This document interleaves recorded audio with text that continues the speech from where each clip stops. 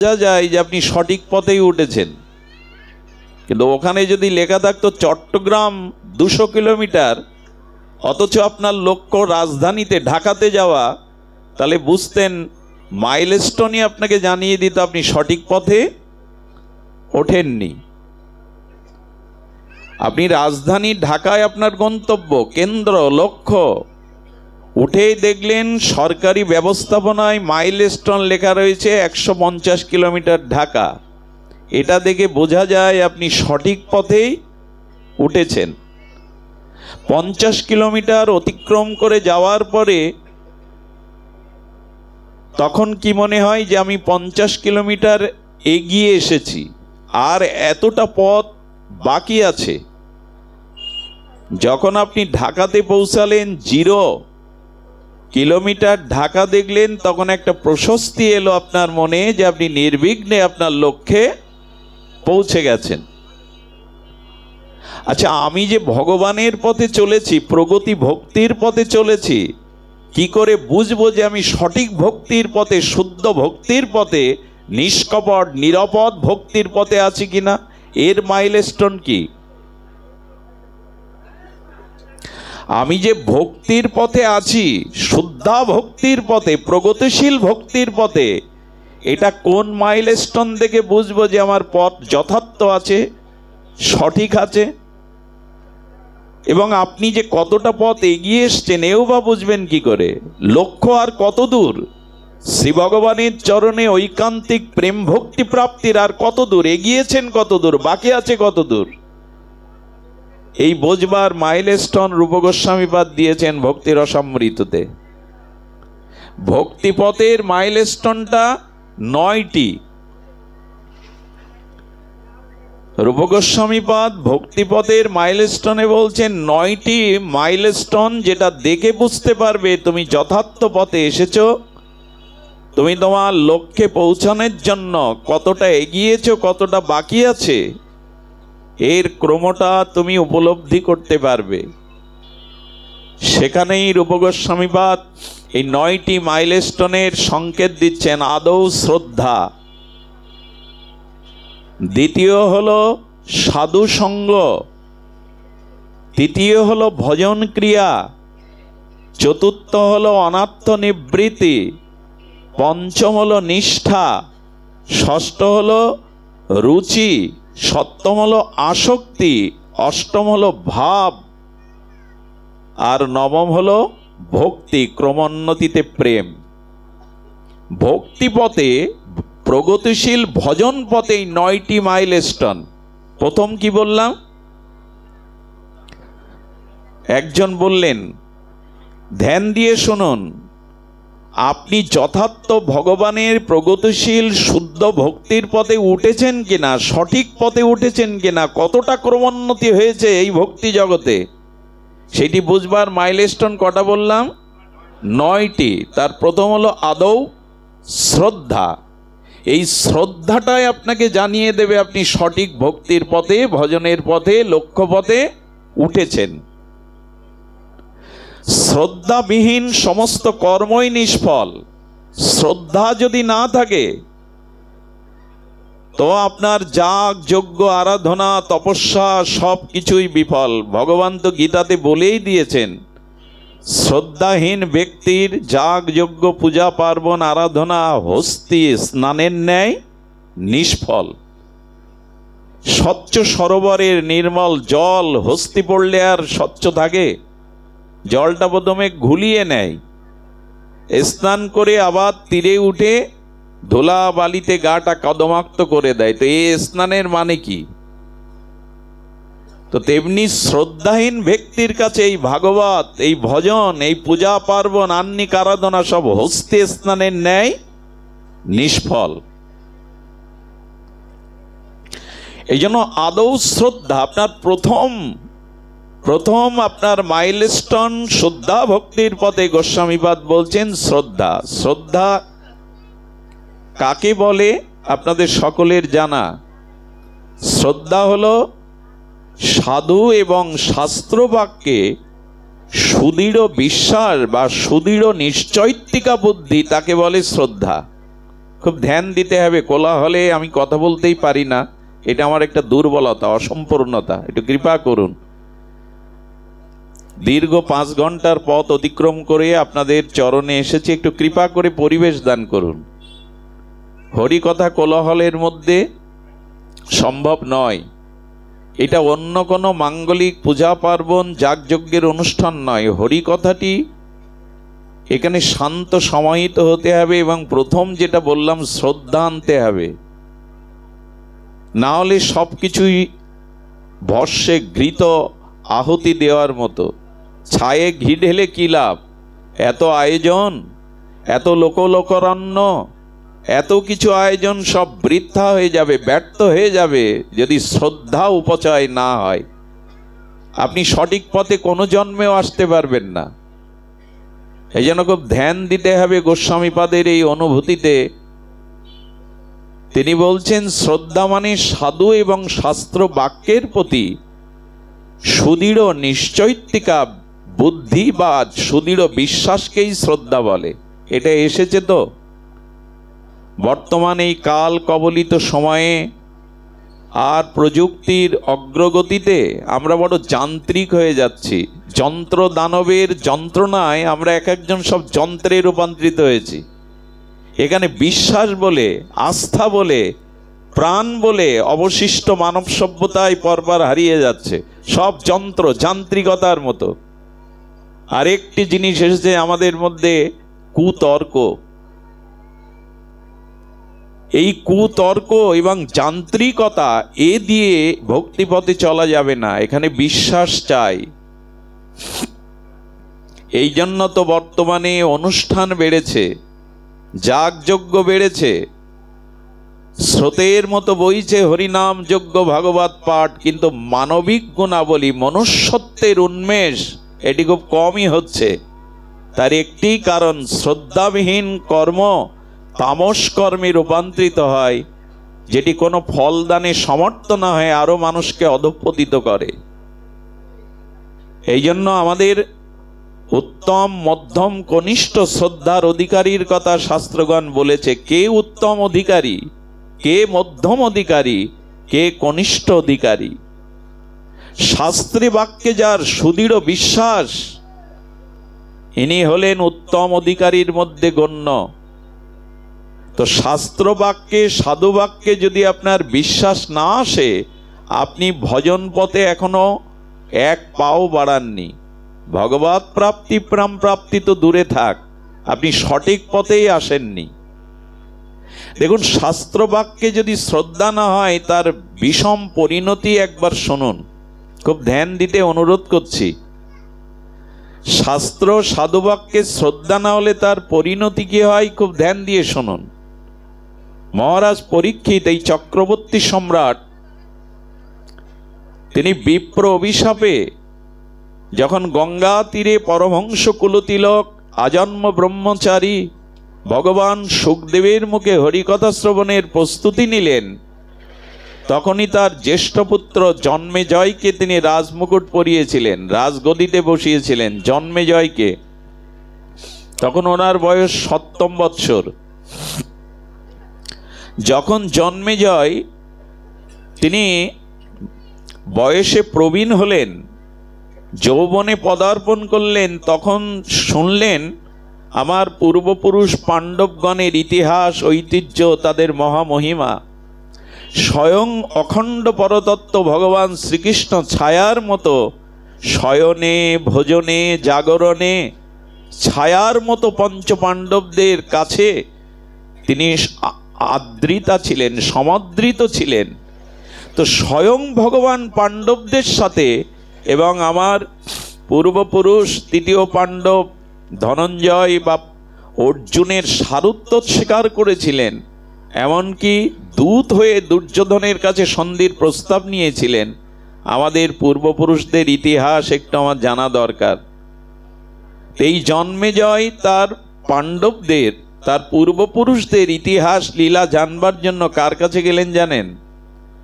যিনি কৃষ্ণ দ্বৈপায়ন বেদব্যাস, ভগবানের জ্ঞান মূর্তি, জ্ঞান আবেশ অবতার। কারণ উনি বেদ বিভাজন করেছেন, উনি সমগ্র উপনিষদের রচয়িতা। উনি পঞ্চম বেদ মহাভারত, বিশ্বপর্বের অন্তর্গত শ্রীমদ্ ভগবদ গীতা, পরিশেষে সর্ববেদান্ত সার মহাপুরাণ ভাগবত রচনা করলেন। ব্যাসদেব স্বয়ং ভগবানের জ্ঞানমূর্তি। তার কাছে গিয়ে বললেন, আপনি আমার পূর্বপুরুষের ইতিহাস বা ভগবান শ্রীকৃষ্ণের লীলা শ্রবণ করান। উনি বলতে বলতে যখন কুরুক্ষেত্রে সমরাঙ্গনের এই লীলা প্রকট করছেন, বলছেন ব্যাসদেব, তখনই জন্মেজয়ের মনে শাস্ত্রবাণীতে, মহাজনের বাণীতে সন্দেহ দেখা দিল। কি সন্দেহ জানেন? ভগবান শ্রীকৃষ্ণ চাইলে কুরুক্ষেত্র যুদ্ধ বন্ধ করতে পারতেন, উনি করেননি। আচ্ছা, এই কথাতে জন্মেজয়ের বিশ্বাস এলো না। কর্তম অকর্তম অন্যদা কর্তম সর্বদা কর্তম, ভগবানের পক্ষে সব সম্ভব। তো এই জন্য বললেন, ভগবান চাইলে হয় না এমন কোনো অসম্ভব বস্তু নাই, তত্ত্ব নাই। ব্যাসদেব তাকে বললেন, ভগবান প্রকট থাকলেও তার ইচ্ছায় বা ইচ্ছার বাইরেও তিনি লীলাময় অনেক কিছু লীলা করেন, এটা মেনে নাও। বললে, আমার বিশ্বাস হয় না। ভগবান চাইছেন অথচ সে জিনিস তিনি আটকাতে পারতেন না, রদ করতে পারতেন না, আমার বিশ্বাস হয় না। শাস্ত্রবাক্যে, সাধুবাক্যে অবিশ্বাস এসে গেল। ব্যাসদেব তখন কি বললেন জানেন? ব্যাসদেব বললেন, আমি তোমার আগামী 5 বছরের একটি ঘটনা উল্লেখ করছি, দেখো আটকাতে পারো কিনা। 5 বছর পর তোমার ঘোড়ায় চড়ার শখ জাগবে, মৃগয়া করবার। কিন্তু আমি অনুরোধ করছি, 5 বছর পর তুমি ঘোড়ায় উঠবে না, কিন্তু আমি জানি তুমি উঠবে। যদি ঘোড়ায় সওয়ার করে মৃগয়া করতে যেতে হয়, তবে সাদা ঘোড়ায় উঠবে না, শ্বেত ঘোড়ায় উঠবে না, কিন্তু আমি জানি তুমি উঠবে। ব্যাসদেব বলছেন 5 বছর পরের ভবিষ্যৎ। আমরা না চাইলেই জগতে অনেক কিছু হয়। বললেন, সাদা ঘোড়ায় যদি ওঠো তবে উত্তর দিকে যাবে না, কিন্তু আমি জানি তুমি উত্তর দিকে যাবে। যদি উত্তর দিকে যেতে যেতে জলতৃষ্ণা লাগে, তখন শীতল কোনো স্বচ্ছ সরোবরের পাশে তুমি বসবে না, কিন্তু আমি জানি তুমি বসবে। যদি শীতল সরোবরের পাশে বসো, তবে সরোবরের অনতি দূরে নিকটে একটি সুন্দরী রমণী যুবতী রত্ন থাকবে, তুমি তার প্রতি আসক্ত হবে না, কিন্তু আমি জানি তুমি আসক্ত হবে। যদি আসক্ত হও তবু তাকে বিবাহ করবে না, কিন্তু আমি জানি তুমি বিবাহ করবে। যদি বিবাহ করতে হয় তবু তার কথা অনুযায়ী তুমি কোনো ব্রাহ্মণকে হত্যা করবে না, কিন্তু আমি জানি তুমি হত্যা করবে। যদি ব্রাহ্মণ হত্যা করো তবে কুষ্ঠের দ্বারা তোমার পতন বা মৃত্যু হবে, দেখো আটকাতে পারো কিনা। খুব ধ্যান দিয়ে শুনুন। 5 বছর পূর্তে 1 সপ্তাহ বাকি, 3 দিন বাকি। বাড়িতে গিয়ে প্রতিজ্ঞা করেছেন 5 বছরে কোনো ঘোড়ায় উঠবো না। কি করবে আমার? 5 বছরের 2-3 দিন বাকি থাকতে হঠাৎ মনের ভিতরে ওনার স্ফূর্তি এলো, একটা বারবার তাগিদ এলো, আমি একটু ঘোড়ায় চড়ি না, 3 দিন তো বাকি আছে। মানুষ না চাইলে মাঝে মাঝে তার ভেতরের কোনো সুপ্ত ইচ্ছা জাগ্রত হয়, সে নিজেকে আটকাতে পারে না। যে সংস্কার বলছিলাম না, যেটা ভবিতব্য হওয়ার, এটা হয়। তোনার মনে হলো ঘোড়ায় চড়তে নিষেধ করেছেন, কিন্তু মন চাইছে ঘোড়ায় চড়তে। উনি তো বলেছিলেন সাদা ঘোড়ায় না উঠতে, আমি লাল ঘোড়ায় উঠবো, কালো ঘোড়ায় উঠবো। ঘোড়া শালের দায়িত্বে যিনি, তাকে বললেন একটা লাল ঘোড়া বা কালো ঘোড়া এনো, খবরদার সাদা ঘোড়া যেন এনো না। তো ঘোড়া এনেছে শ্বেতশুভ্র সাদা ঘোড়া। বলে, বললাম না সাদা ঘোড়ায় উঠবো না। বলেন, আপনার ওখানে লাল বা কালো ঘোড়াগুলো জড়ো জড়ো জোরে গেছে, তারা পা ফেলতে পারছে না, সাদা ঘোড়াটাই সুস্থ আছে। উনি ভাবলেন সাদা ঘোড়ায় উঠা যায়, কিন্তু উনি উত্তর দিকে যেতে নিষেধ করেছিলেন। আমি অন্য দিকে যাব, দক্ষিণ দিকে। সাদা ঘোড়ায় দক্ষিণ দিকে যেতে যেতে বনে মৃগয়া শিকার করতে করতে হরিণটা ছুটল উত্তর দিকেই। আর সেই হরিণ শিকারের, মৃগয়া শিকারের কারণে উনিও তার পিছনে যে উত্তর দিকে ছুটলেন।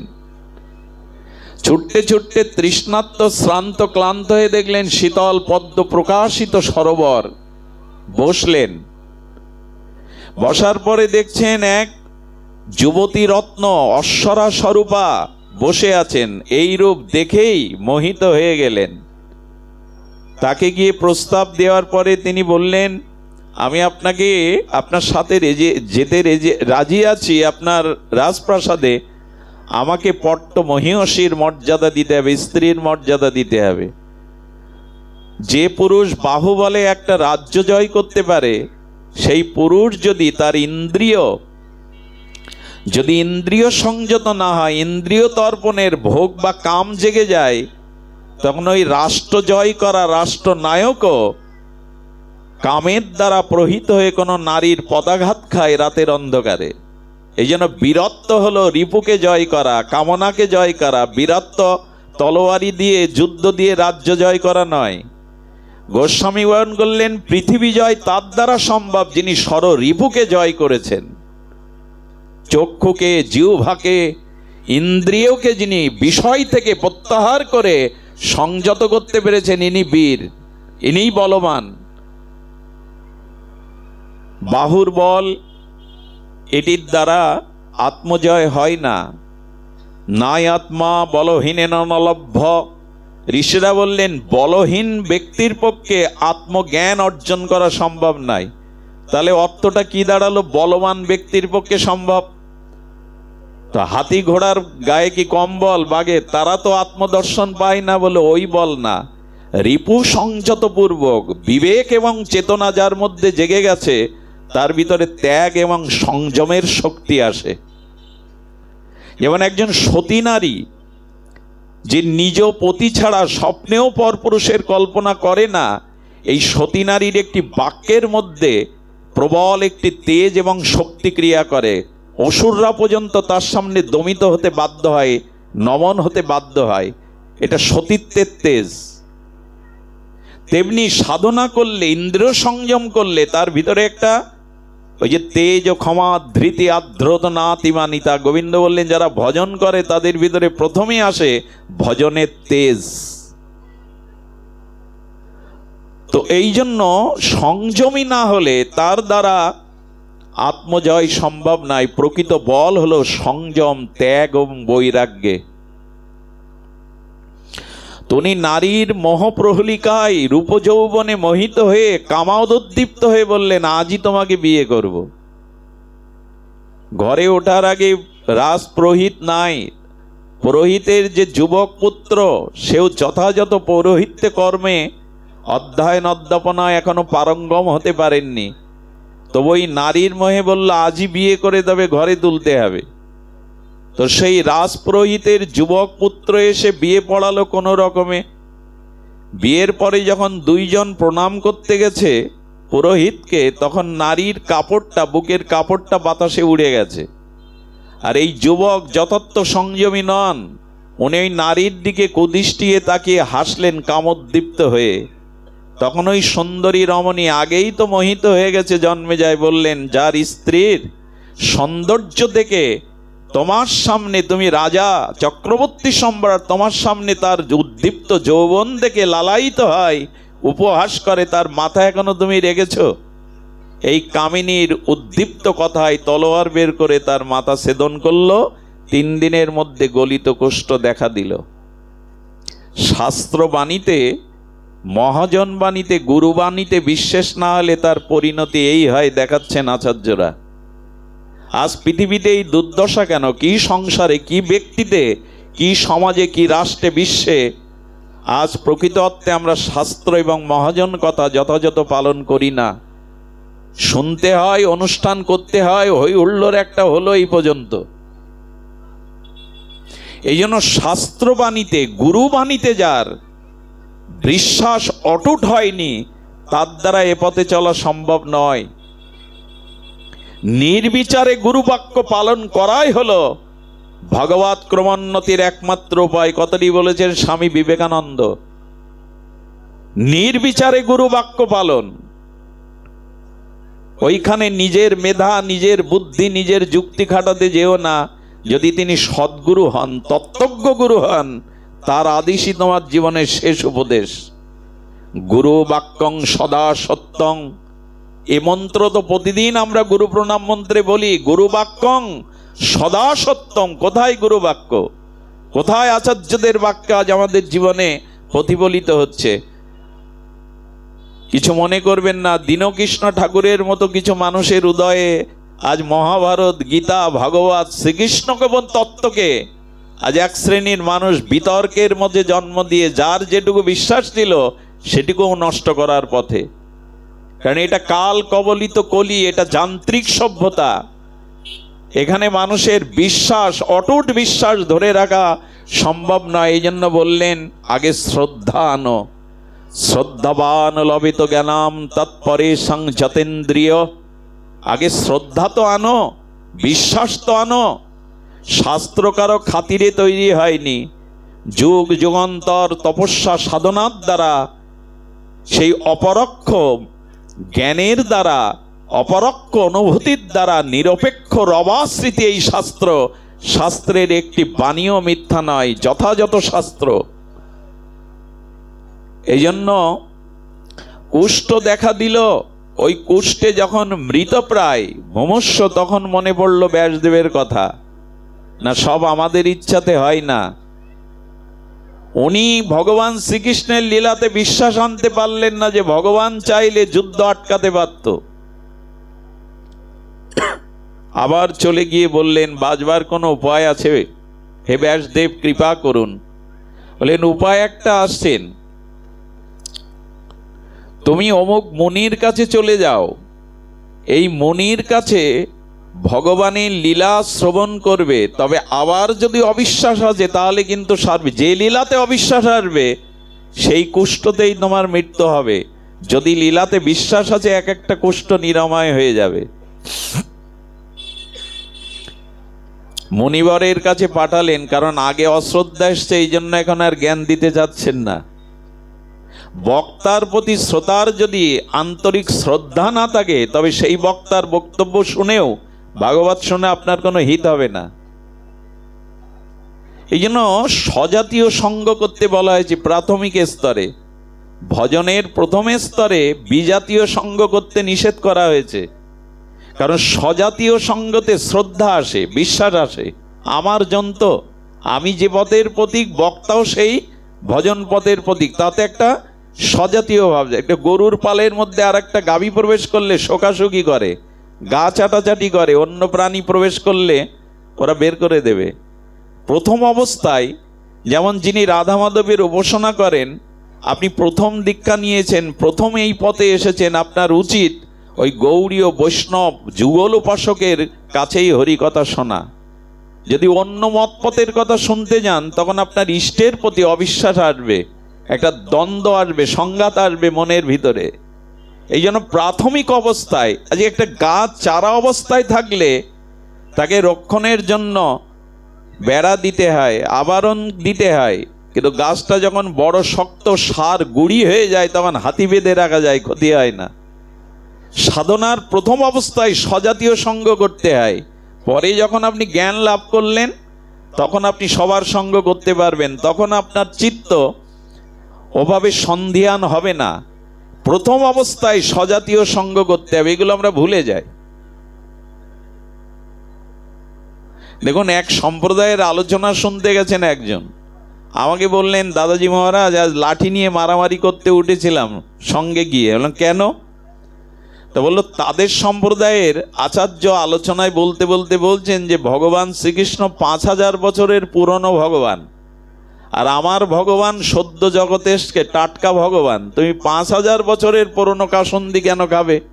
এই যে জ্যৈষ্ঠ মাসের টাটকা কাসন্দি খাও, এই সহ্য করা যায়? বললাম, দোষটা ওনার না, উনি তো ওনার সম্প্রদায়কে, ওনার সম্প্রদায়ের কথা বলবেন। তুমি অন্য সম্প্রদায়ে গেছো, অন্য সম্প্রদায়ের পাঠ শুনতে, তখন তো তোমার ইষ্ট বিরোধ বাঁধবেই। এই জন্য প্রাথমিক অবস্থায় স্বজাতীয় সঙ্গ করতে হবে। রূপ গোস্বামী বলছেন বিজাতীয় সঙ্গ করা যাবে না। দুধ আর জল মিশে যায়, কিন্তু দুধটা মন্থন করে মাখন করে জলে ছেড়ে দিন, তখন মিশবে না। আগে আত্মজ্ঞান লাভ করুন, নিষ্ঠা দৃঢ় হোক, তখন সকলের সঙ্গ করুন, তখন আর মিশবে না। লোহাখণ্ড জলে দিন ডুবে যাবে, কিন্তু 1000 মন লোহা ভেসে আপনাকে ওপারে নিয়ে যাবে। যদি কাঠের সাথে যুক্ত করে দেন, নৌকার সাথে যুক্ত করে দেন, লোহা তখন ভাসবে। এই জন্য সাধনার প্রথম অবস্থায় স্বজাতীয় ছাড়া বিজাতীয় সঙ্গ করা যাবে না। সুধীজন, আমরা অন্যদিকে না গিয়ে বলি, উনি গিয়েছেন ঋষির কাছে শুনতে। ঋষি বলতে বলতে বলছেন, তোমার পূর্বপুরুষ পঞ্চ পাণ্ডবদের বিক্রমের কথা কি তুমি জ্ঞাত? ভীমের কথা যখন বলছেন যে ভীমের গায়ে ভগবৎ প্রদত্ত, ভগবৎ আশীর্বাদে এমন বল ছিল, একটা মস্ত হস্তিকে ভীম যদি হাত দিয়ে ঘুরিয়ে ছেড়ে দিত, স্যাটেলাইটের মতো আকাশে ঘুরত সে। এই শুনেই জন্মেজয় বললেন, এ আপনি বাড়িয়ে বললেন। আবার অবিশ্বাস। আর কোনো মানুষ হাতিকে ছেড়ে দিলে কি ইন্টারনেটের মতো ঘুরবে আকাশে? আমার বিশ্বাস, এত বল হতে পারে না। ওই যে অবিশ্বাস এলো, আর ওই অবিশ্বাসে একটি কুষ্ঠসারিণী, ওতেই পতন হলো জন্মজয়ের। আমি সাংকেতিক আপনাদের এই কথাটি, লীলাটি বললাম এই কারণে, ভগবত কথাতে গুরু বাক্যে, সাধু বাক্যে আগে শ্রদ্ধা আনুন। এটা প্রথম মাইলস্টোন। এইটা আছে মানেই আপনি সঠিক পথে উঠেছেন, আপনি কেন্দ্রের পথে উঠেছেন। দ্বিতীয় কি বলা হলো? দ্বিতীয় হলো সাধু সঙ্গ। এই সাধু সঙ্গই এখন আমরা করতে এসেছি, প্রাপ্ত হয়েছি। বহু জন্মের স্বীকৃতি সৌভাগ্য অর্জিত হলে, সঞ্চয় হলে, তবে মানুষ সাধুসঙ্গ করার প্রেরণা পায় হৃদয়ে। বহু জন্মের স্বীকৃতি একত্রিত হলে ভগবান তাকে সাধুসঙ্গ করার প্রেরণা দেন। অনন্ত জন্মের স্বীকৃতি ব্যতীত জীব সাধুসঙ্গ প্রাপ্ত হতে পারে না। আর সাধুসঙ্গে আসলে আমাদের মোহ অন্ধকার দূর হয়ে বিবেক জাগ্রত হয়। আগেই বলছিলাম, পুণ্য পাওয়ার জন্য, মনোবাসনা পুণ্যের জন্য ভাগবতে কেউ আসবেন না, ভাগবতে বিবেক জাগানোর জন্য আসবেন। মোহ অন্ধকারকে দূর করবার জন্যই ভাগবত। এখানে বিবেক জাগিয়ে দেয় মানুষের, সেই বিবেক জাগ্রত হয় সাধু সঙ্গে। এই জন্য মোক্ষ প্রাপ্তি, স্বর্গপ্রাপ্তির থেকে ক্ষণকাল সাধু সঙ্গের প্রাপ্তিকে আরো প্রশংসা করা হয়েছে। তুলায়াং লাভে না পিনাসার্গাং না পুনর্ভবাম ভগবৎ সঙ্গী সংঘর্ষ মত্ত নাম কিমতা আশিসা। মোক্ষ প্রাপ্তি, স্বর্গপ্রাপ্তির থেকে বড় প্রাপ্তি যদি ক্ষণকাল বিশুদ্ধ ভগবানের কোনো প্রিয় মহতের সঙ্গ লাভ করতে পারো। এটা মোক্ষ প্রাপ্তির থেকে, স্বর্গপ্রাপ্তির থেকে মহান। কারণ স্বর্গে গেলে বিবেক জাগবে এমন নয়, তাহলে ইন্দ্ররও জেগে যেত। ইন্দ্র পরস্ত্রী অহল্যাকে দেখেও নিজেকে নিয়ন্ত্রণ করতে পারলো না, তো পারলেটা কি তুমি? ইন্দ্র অমরত্ব পায়নি, সেই সমরস পান করে, অমৃত পান করে দেবতারাও অমর না, দেবতাদের আয়ু ফুরিয়ে গেলে ওরাও মরবে। এই জন্য স্বর্গপ্রাপ্তি বড় কথা নয়, মোক্ষ প্রাপ্তিকেও বড় প্রাপ্তি বলেনি, যেটা সাধুসঙ্গ বলেছে। কেন জানেন? খুব মজার কথা হলো, স্বর্গে এরকম সাধুসঙ্গ নাই, হরিকথা নাই। স্বর্গে হরিকথা নাই। এই জন্য এখন এখানে যারা খুব শান্ত সমাহিত চিত্তে শ্রদ্ধালু বিশ্বাসে হরিকথা শুনছেন, তার মনে এখন যে অপ্রাকৃত আনন্দ বয়ে যাচ্ছে, এটা স্বর্গে নাই। আর ভক্ত শ্রেষ্ঠ হনুমান তো বৈকুণ্ঠেও যাননি, রামচন্দ্রের সাথে বিমানে উঠে বৈকুণ্ঠে যাননি। রাম ভগবানকে বলেছিলেন, বৈকুণ্ঠে কি তোমার কথা আছে, হরিকথা আছে, সাধুসঙ্গ আছে? রাম বললেন, ওখানে আমার চরণ আছে, আমি সাক্ষাৎ আছি বৈকুণ্ঠে, ওখানে আমার হরিকথার কি প্রয়োজন, সাধুসঙ্গের কি প্রয়োজন? হনুমান বললেন, আমি দুটোই চাই, তোমার চরণও চাই, আবার তোমার ভক্ত সঙ্গে হরিকথা আর অমৃত রসও চাই। হনুমান বললেন, আমি বৈকুণ্ঠে যাব না, আজ জীবনে প্রথম আমি আপনার আজ্ঞা লঙ্ঘন করছি প্রভু। আমি স্বপ্নেও আপনার আজ্ঞা কখনো লঙ্ঘন করিনি, এই দাস আজ লঙ্ঘন করছি। যেখানে হরিকথা সাধুসঙ্গ নেই, সেটা যদি তোমার বৈকুণ্ঠ হয়, আমি যাব না। হনুমান জাননি। প্রভু আশীর্বাদ করেছিলেন, যত্র যত্র রাম গুণগাথা হবে, তুমি সেখানে গিয়ে তাদের আশীর্বাদ করবে। আজও হনুমান প্রতিটি ভাগবত আসরে আসেন। যদি বলেন কথাটা যুক্তি কোথায়, আজকের বাংলাদেশে এইখানেই কি শুধু ভাগবত হচ্ছে? অনন্ত জায়গায় তো ভাগবত হচ্ছে। হনুমান ক জায়গায় যাবে বললে, যত জায়গায় ভাগবত, হনুমান তত্তদ্রূপে সেখানে কোন রূপে গিয়ে হরিকথা শুনতে বসে যান, আজও বসে যান তিনি। এই কিন্তু বৈকুণ্ঠ প্রাপ্তি, স্বর্গ প্রাপ্তির থেকে বড় প্রাপ্তি হরিকথা। একবার মা উলুধ্বনি একবার দাও, একবার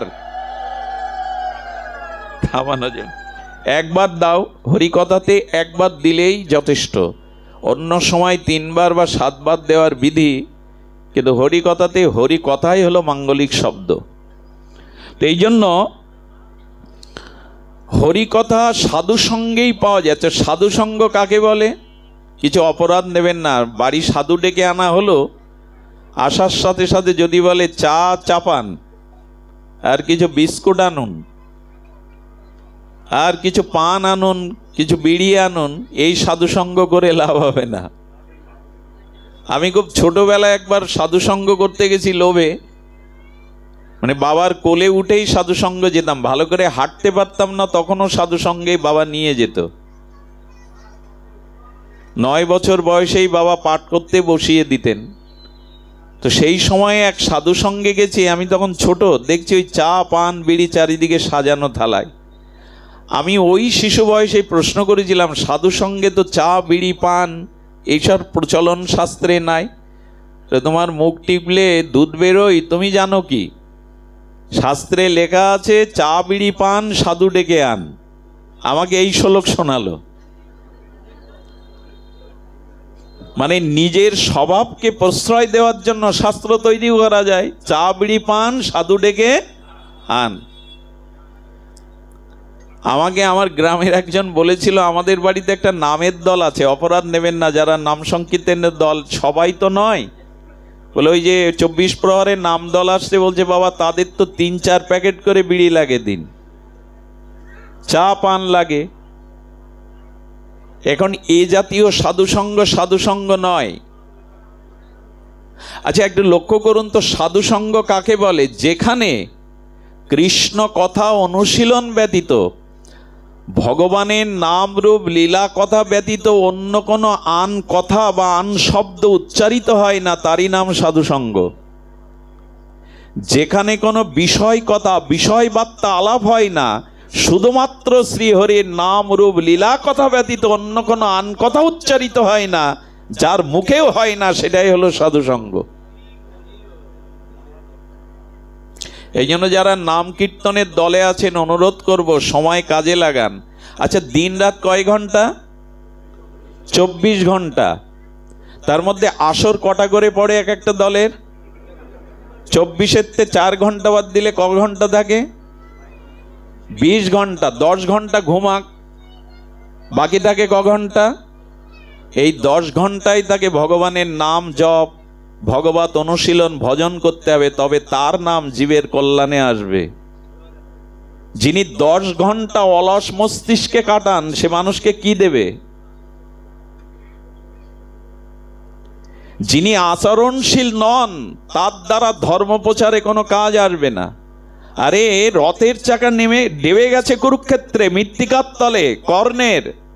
কর্ণ অর্জুনকে বলছেন, অর্জুন আমি রথের চাকা তুলে নি, তবে তুমি বাণ বরিশন করবে। নিরস্ত্র কারো গায়ে বাণ বরিশন করা যোদ্ধার ধর্ম, ক্ষত্রিয়ের ধর্ম নয়। উনি রথের চাকা তুলতে গেছেন, গান্ডীব ত্যাগ করেছেন। 3য় পাণ্ডব শ্রীকৃষ্ণ হুঙ্কার দিলেন, এই মুহূর্তে বধ করো কর্ণকে। অর্জুন, কর্ণ এসে বলছে, বাহ, তোমাকে লোক ভগবান বলে, পুরুষোত্তম বলে, নিরস্ত্রকে অস্ত্র দিয়ে মারতে বলছে, এই তুমি তোমার ভগবানত্ব। শ্রীকৃষ্ণ হুঙ্কার দিয়ে উঠলেন, কর্ণ ধর্ম যে পালন করে না, ধর্মের দোহাই বা আদেশ দেওয়ার অধিকার তার নেই। কোথায় ছিল তোমার এই ধর্মজ্ঞান?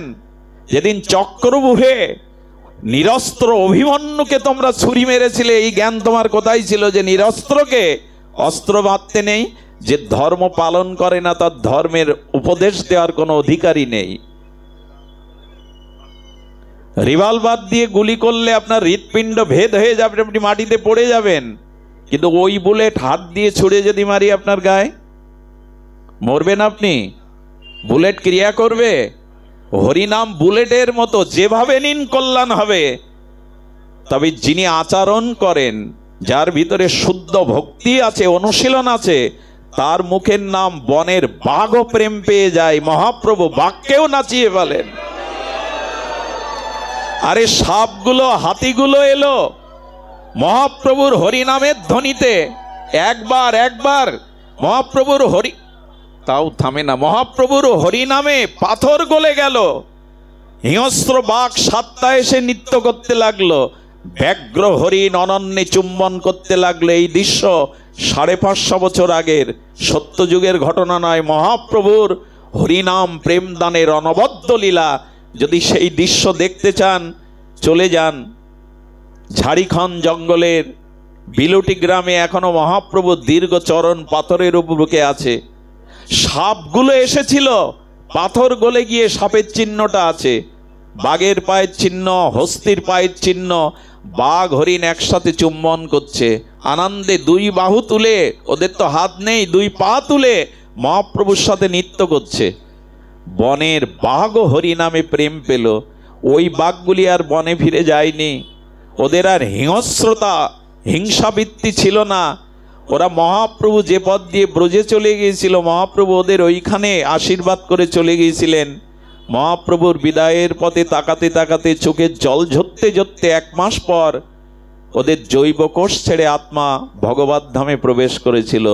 বাঘের হচ্ছে, আমাদের হচ্ছে না কেন? তার কারণ যিনি নাম করছেন তার আচরণশীল হওয়া দরকার। ধন্য দয়া অন্যে মান প্রতিষ্ঠা বর্জন, 4 গুণ গুণী হইয়া করহ কীর্তন। কীর্তন যদি করতে হয় তোমাকে এই গুণগুলো অর্জন করে করতে হবে। ধন্য দয়া অন্যে মান প্রতিষ্ঠা বর্জন, 4 গুণ গুণী হইয়া করহ কীর্তন। নিরপরাধে লইলে নাম প্রেম উপচায়। যদি অপরাধ না থাকে তবে এক কৃষ্ণ নামেই প্রেম এসে যাবে, বৈকুণ্ঠের রথ এসে যাবে তোমার জন্য। কিন্তু এই নাম যদি বহুবার করো, কোটি জন্মও করো, কৃষ্ণ প্রেম পাবে না যদি অপরাধ থাকে। এই জন্য অপরাধ শূন্য নাম, অপরাধ শূন্য হরিকথার প্রয়োজন। এই জন্য সাধু সঙ্গ, আবার এখানে একটু বিবেচনাও করতে হয় কোনটা সাধু সঙ্গ প্রকৃত। যেখানে হরিকথা ব্যতীত, যেখানে শ্রীহরির নাম রূপ লীলা ব্যতীত অন্য কথা হবে না। হ্যাঁ, দৃষ্টান্ত আসতে পারে, উদাহরণ আসতে পারে ওটাকে পরিপূরণের জন্য। আর কি বলেছেন?